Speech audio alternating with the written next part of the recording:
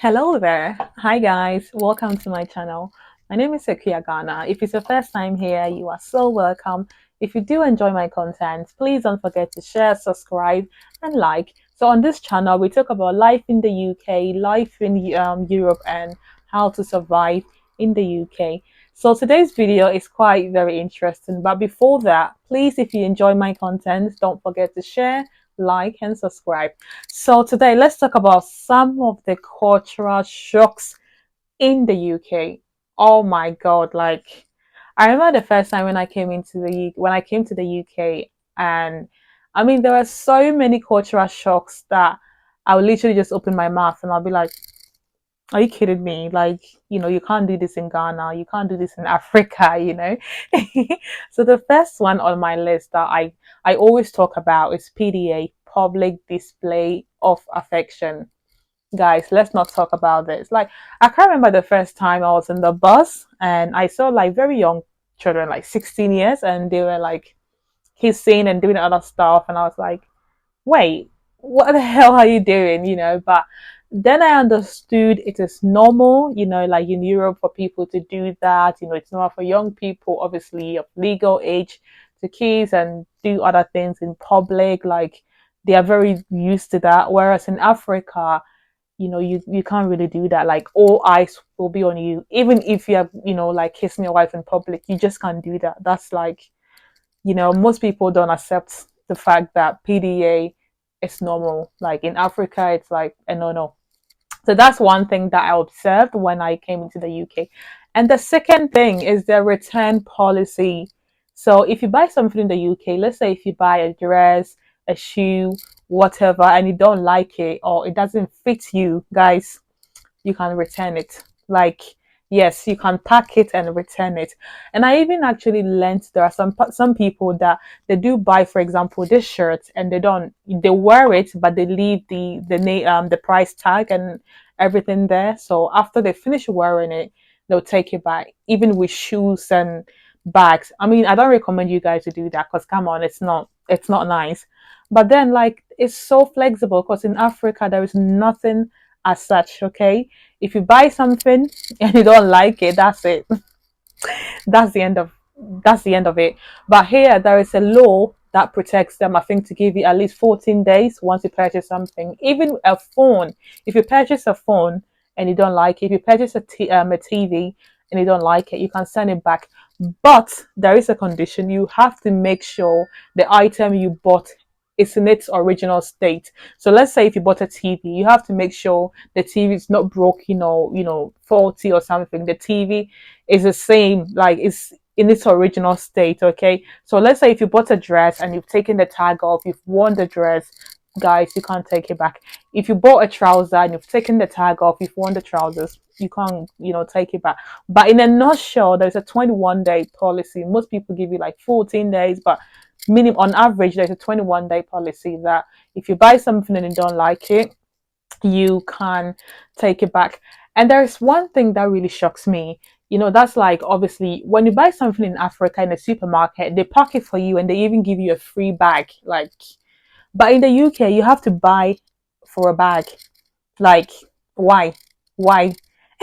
When you go for shopping, you have to pack it yourself and you have to buy a bag.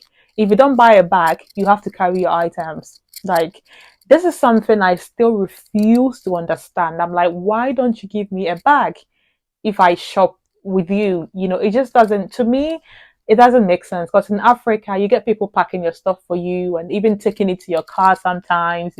But in the UK, it's like, nobody cares. Whether you buy it, if you buy it, you get a bag. If you don't buy it, they just don't care. And what I've just realized, like in the UK, when you go to the supermarket, most times they have like this check out yourself kind of thing. And I'm thinking that's a very smart way of them trying to get people to do their own stuff.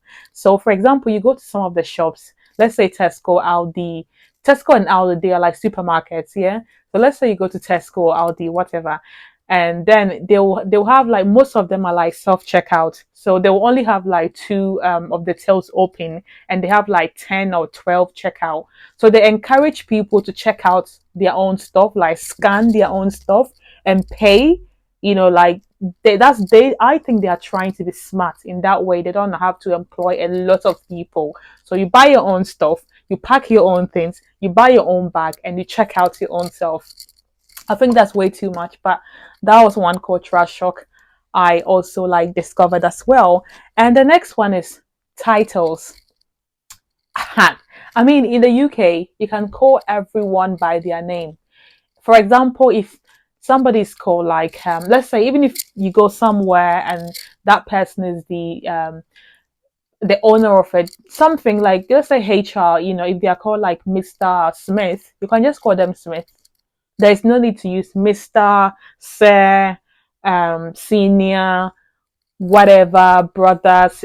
No, in the UK, you call people by their names, and I was so shocked because in Africa, how dare you call your uncle by their first name? Like,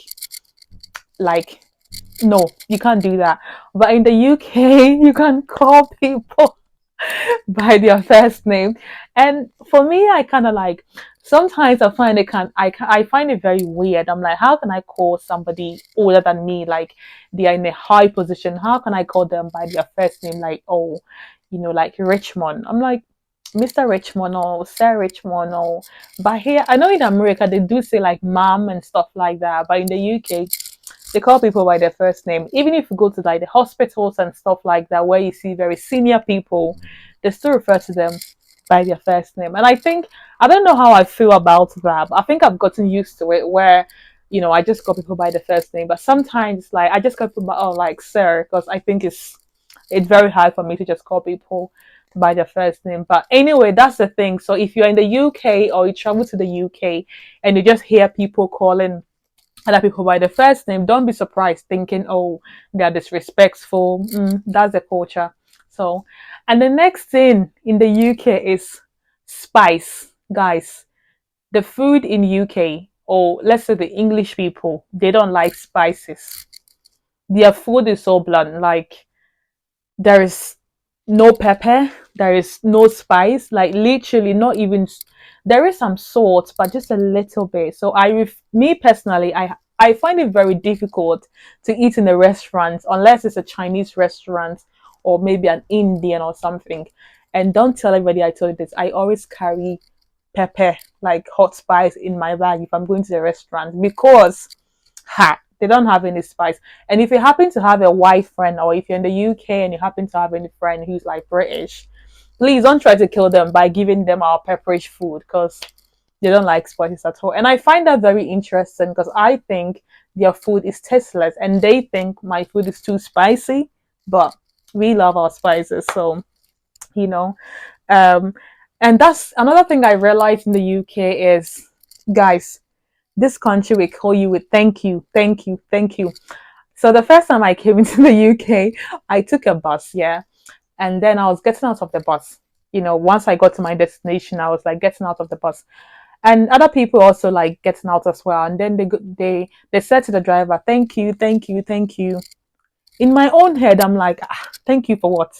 Like, thank you for what? Like."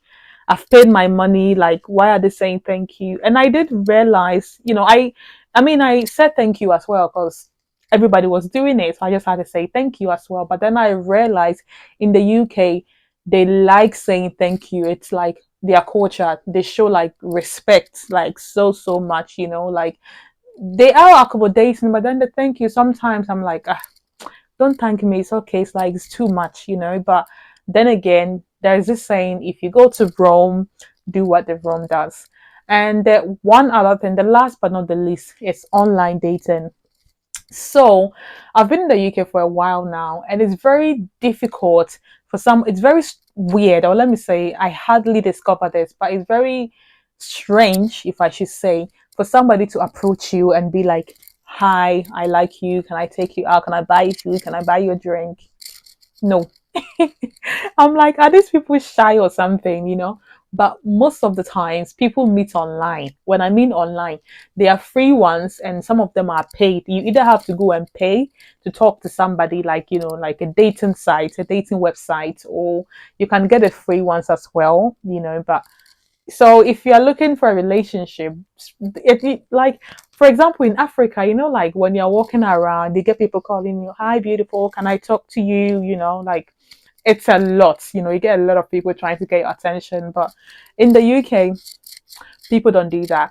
And I discovered the reason why people don't do that is because sometimes they don't want to be embarrassed. For example, if you don't like them, they don't want you to tell them, "Oh, I don't like you," and it's public, everyone is looking at them. It's like, so online it's more like low key and stuff like that. But so don't be offended if you come to the UK and then you realize like, oh, people are not proposing, people are not like calling me, asking me out in public, and it's not like that, my dear. So you're not the only one.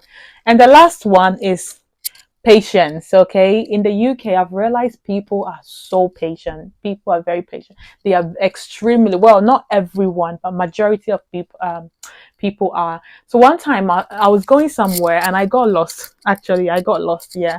And then I was going to this biometric place and I met one guy, and I think, yeah, he was working in a place nearby.